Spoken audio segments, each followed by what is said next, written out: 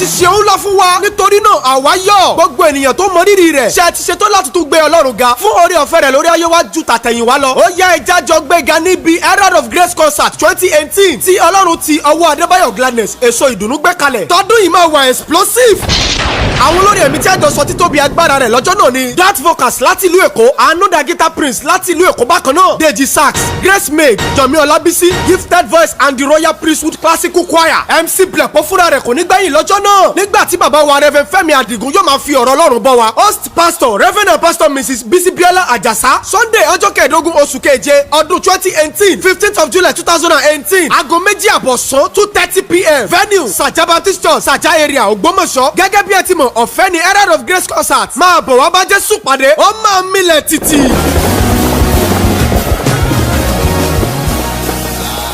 Bọ́ ẹ káàbọ̀ pọ̀ sórí ètò yín ètò wa ètò sápè ní ọlọ́pẹ́ bẹ́ẹ̀ ni lórí móhùnmáwòrán tẹ́ ẹ ti ń wò wá náà ni ẹ kú dédé àkókò yìí ní gbogbo ibi tẹ́ ẹ ti ń wò wá lọ́wọ́lọ́wọ́ mo kí yín o ọlọ́pẹ́ ni mí ọlọ́pẹ́ ni yín ọlọ́pẹ́ ni gbogbo wa gẹ́gẹ́ bí a ṣe mọ̀ lórí ètò yìí pé abala méjì ọ̀tọ̀ọ̀tọ̀ ó lè tó pín sí abala àkọ́kọ́ la ti ń gbàlejò àwọn tó lẹ́bùn àwọn ìràwọ̀ nígboro ayé ẹ ti mọ bóyá ń lọ́nà ẹ̀ẹ́dààmú bẹ́ẹ̀ lẹ́ẹ̀ fòró lórí ètò náà la wà lónìí ọlọ́pẹ́ ni gbogbo wa àlejò mi ti wà nílé agbára lábala àkọ́kọ́ ká máa lọ ẹ má gbàgbé o ambassadọ Sọjọ́ Sàká fẹ́lẹ́fẹ́lẹ́ lóko tèmi jẹ́ tẹ́ ẹ ti mọ̀ tipẹ́ náà ni olóòtú ètò yẹn ti mọ̀ tipẹ́ iléeṣẹ́ tó dẹ̀ ń gbé náà ẹ mọ̀ Yintos ló ń gbé jáde àwọn gangan náà kó lórí ètò tó ń jẹ́ ká máa rí wò nígbà gbogbo tẹ́ ẹ bá ti ń pàdé wa lórí ètò yìí ókè náà àlejò mi wà nílé agbára ẹ jẹ́ n kọjá sọ́dọ̀ wọn káwájọ ṣe kí ni o kájọ yiri ẹ wò káwò kí náà mú wá fún wa lórí ètò lónìí ẹ wò ẹ ti wà jù. Olúwa ti ṣe ńlá fún wa nítorí náà àwa yọ̀ gbogbo ènìyàn tó mọ rírì rẹ̀ ṣe ti ṣetán láti tún gbé Ọlọ́run ga fún oore ọ̀fẹ́ rẹ̀ lórí ayé wa ju tàtẹ̀yìnwá lọ. Ó yá ẹja jọ gbéga níbi Herald of Grace concert 2018 tí Ọlọ́run ti ọwọ́ Adébáyọ̀ Gladness èso ìdùnnú gbé kalẹ̀. Tọdún yìí máa wà explosive. Àwọn olórí ẹ̀mí tí a jọ sọ títóbi agbára rẹ̀ lọ́jọ́ náà ni Dat Vocals láti ìlú Èkó, Anoda Guitar Prince láti ìlú Èkó bákan náà, Deji Sax, Grace Maid, Jọ̀mí Ọlábísí, Gifted Voice and the Royal Priesthood Classical Choir. MC Blepo fúnra rẹ̀ kò ní gbẹ̀yìn lọ́jọ́ náà nígbà tí bàbá wa Reverend Fẹ́mi Adigun yóò máa fi ọ̀rọ̀ Ọlọ́run bọ́ wa. Host Pastor Reverend and Pastor Mrs. Bisi Biola Ajasa, Sunday ọjọ́ kẹẹ̀ẹ́dógún oṣù keje ọdún 2018 15th of July 2018 aago 2:30 2:30 p.m. Venue Saja Baptist Church Saja area Ògbómọ̀ṣọ́. Gẹ́gẹ́ bí ẹ ti mọ̀ ọ̀fẹ́ ni Herald of Grace concert máa bọ̀ wá bá Jésù pàdé ó máa milẹ̀ títì.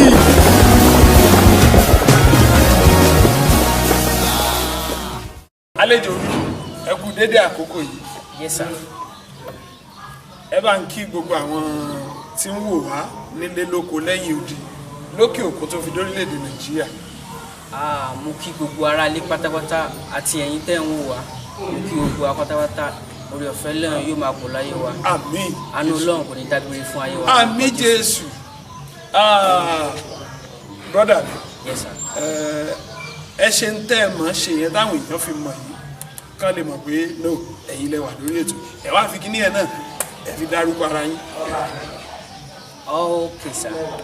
Orúkọ mi ni Adébáyọ̀ Gladness tí gbogbo ènìyàn mọ̀ sí èso ìdùnnú.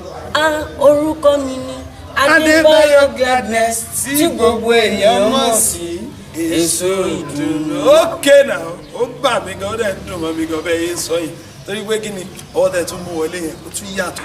Okay now ẹ jẹ́ àwùbá yìí níbo lè so ìdùnnú ti jáde. Pẹ̀lú oore ọ̀fẹ́ Ọlọ́run èso ìdùnnú jáde láti first album tí a ń pè ní kẹsẹ̀ tí mo kọ́ release jáde bẹ́ẹ̀ ni sá. So album yẹn wáyé pé ọmọ kékeré ni mo dẹ̀ kéré ńgbà yẹn dáadáa. So àbí ọmọ kékeré òdodo la jẹ́ lọ́wọ́ àwọn òbí wa wọ́n dẹ̀ máa ń gbàdúrà pé ká má rẹ̀ dànù. So àwa wò pé album yìí Ọlọ́run kí ló fẹ́ ká ṣe kí ló fẹ́ ká sọ orúkọ album yìí èso ìdùnnú mo dẹ̀ kéré èso mo jẹ́ sáwọn òbí èso ní gbogbo àwọn ọmọ kéékèèké àwa ọmọ pátápátá jẹ́ sáwọn òbí wa la ṣe rò pé ká sọ àkọlé iṣẹ́ ìránṣẹ́ ní èso ìdùnnú ibi tí èso ìdùnnú ti jáde nìyẹn. tó ti jẹjẹ wá nìyẹn ókè náà ó wà òkè bẹ́ẹ̀. léṣẹ́ orin níbo lẹ ti bẹ̀rẹ̀ níbo lẹ ti ń bọ̀ ṣé àjogúnbá ni ẹ̀bùn látọ̀dọ̀ Ọlọ́run ni àbẹ́ lọ kọ́ṣẹ́ orin bì kan kẹ́ tó di akọrin. So ọdún náà kì í ṣe pé mo kọ́ iṣẹ́ ni pẹ̀lú rẹ̀fẹ́ náà a bẹ̀rẹ̀ láti choir ní church so láti choir mo jẹ́ ọ̀gá akọrin so mi tiẹ̀ mọ̀ pé ó ní nǹkan t'Ọlọ́run fẹ́ ṣe ní ayé mi ṣá bọ́ ó lẹ́nìkan tí Ọlọ́run lò fún mi láti jẹ́ kí nǹkan tó wà nù mí yẹn kó jáde. ta lẹ́nu yẹn. orúkọ ẹnìyẹn ni late Adéníjì Káyọ̀dé àyànfẹ́ Jésù so ẹnìyẹn ti jẹ́ Ọlọ́run nípè ní ìsìn báyìí. tó kọ́lọ̀ túbọ̀ tẹ wọn sáfẹ́fẹ́ rẹ̀. àmín lórúkọ Jésù. ẹjẹ́ àti bí wù ní rẹ́kọ̀dù tẹ́ ẹ ti ṣe ó ti tó mélòó. pẹ̀lú oore ọ̀fẹ́ Ọlọ́run ó ti tó 3 báyìí. ní rẹ́kọ̀dù tẹ́ ẹ ti ṣe. bẹ́ẹ̀ ni sá. 3 àkọ́kọ́. èso ìdùnnú. ẹ̀kejì. ó fẹ́ràn mi. ẹ̀kẹta. Tèmilolúwa já Ismail. ok Tèmilolúwa já Ismail. ok náà ó yá ẹ jẹ́ kí n kàn mú kan ní ráńpẹ́ nínú èwo lẹ fẹ́ràn jù nínú àwọn orin tẹ́ ẹ ti ṣe. mo fẹ́ràn. jẹ́ nífẹ̀ẹ́ sí jù ṣe pé tán bá jí lójú oorun báyìí tán bá kàn ní èso kọ̀ọ̀kan ní orin tó ń kọ. mo fẹ́ràn já Ismail. ok ẹ̀kọ́ díẹ̀ mẹ́rin jáde. mo ti rẹ́ni tí mo fẹ́ mo ti rẹ́ni tó fẹ́ mi o mo ti rólólùfẹ́ mi mo ti rẹ́ni tọkàn mi fẹ́. yọ ọwọ́ hip hop ni yẹn. mo ti rẹ́ni tí mo fẹ́ mo ti rẹ́ni tó fẹ́ mi o mo ti rólólùfẹ́ mi mo ti rẹ́ni tọkàn mi fẹ́. ọ̀rẹ́ Jésù ló fẹ́ mi òun ló lólùfẹ́ mi Jésù ló fẹ́ mi òun ló lólùfẹ́ mi òun ni. ok náà ó wà bẹ́ẹ̀ ó ta sílẹ̀ ó dẹ̀ ń dùn mí gan. ohun tó ṣẹlẹ̀ ni pé ká tó lọ lórí ètò ó ṣeé ṣe bóyá màá lo orin yẹn àbí mi ìlú yóò tí promise ẹ̀yin ará lé o ẹ̀fí ilẹ̀ bẹ́ẹ̀ yẹn náà kókó tí ẹ̀ torí ẹ̀ wò rí ètò lẹ́nu Herald of Grace season kí lè lè dẹ́fẹ́ ṣe. 3 ni sá. season 3 bẹ́ẹ̀ ni sá. season 1 season 2 season 3 la fẹ́ ṣe báyìí lọ́dún yìí 2018. bẹ́ẹ̀ ni sá. kí ló prompt Herald of Grace kò lè ti rí title.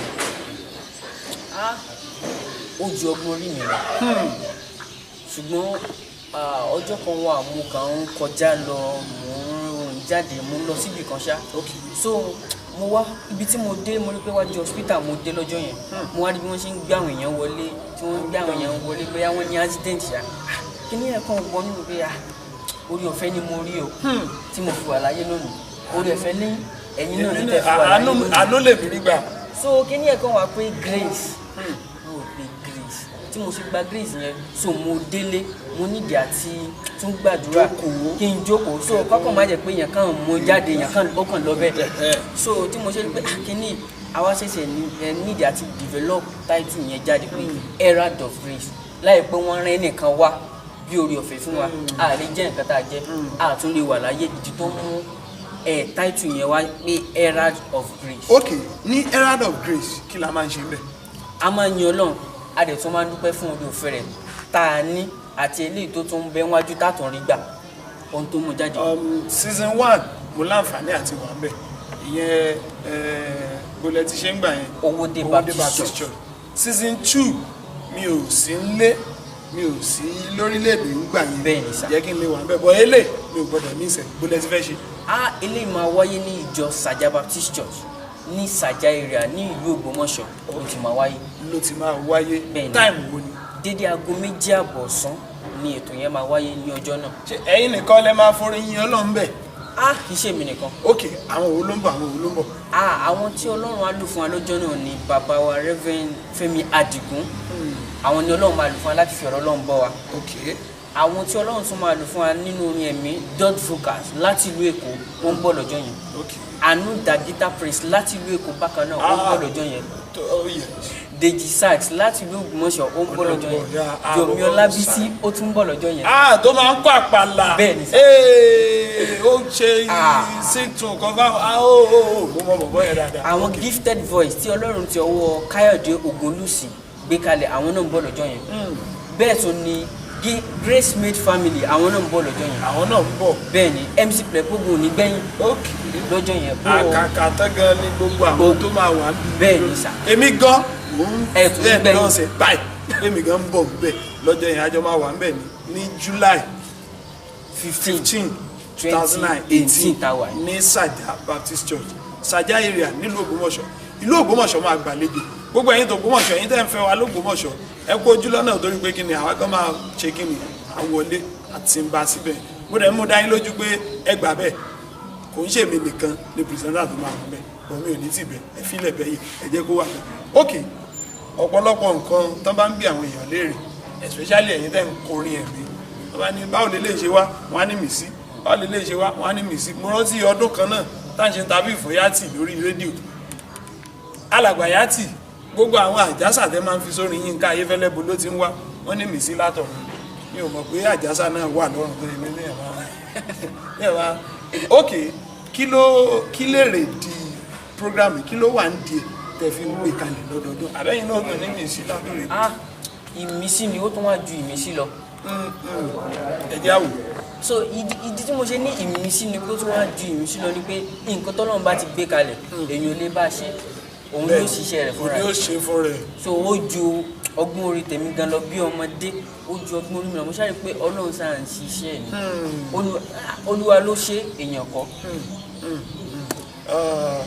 èso òdùnnú ẹni àwa ẹ̀yin ọmọdé bíi torí mi ò jẹ ọmọdé ẹ̀yin ti dàgbà ẹ já ní pè mí lọ́mọdé nígbà tẹ̀ tí ẹ mọ èjì mi ẹ ṣe pè mí lọ́mọdé. mi ì mọ èjì yẹn gan ṣe mọ èjì mi. sẹ́yìn mọ èjì.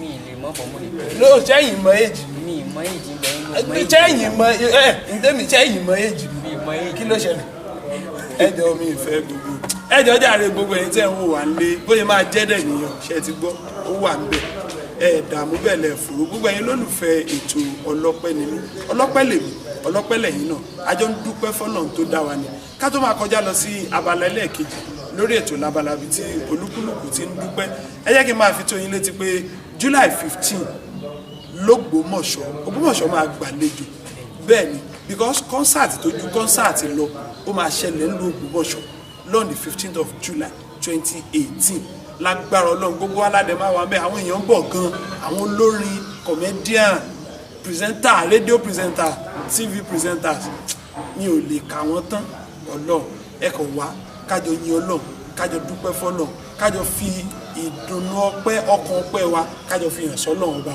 tó dá wa sí torí pé kí ni oore ọ̀fẹ́ ni àánú la rí gbà o àbí kí lẹ́yìn ń tà kí lẹ́ rà fọ́lọ́run ṣe ra búrẹ́dì àti bọ́tà ẹ wò ẹ fílẹ̀ bẹ́ẹ̀ ambassador Sanjay Saka fẹlẹfẹlẹ mo ṣì wà lórí ètò abala ẹlẹ́ẹ̀kejì ẹ kú jókòó ẹ ṣe pọ̀ Mr. Ṣèyí èso òdòdó adúgbò lọ́wọ́ yín gan mo nígbà wọ pé next time tá a bá pè ní lórí ètò ẹ wá ó yẹ ẹkọrin ọpẹ́ kan kẹ́ ẹ fi dùn kán lè mọ̀ pọ̀lọpẹ́ ni.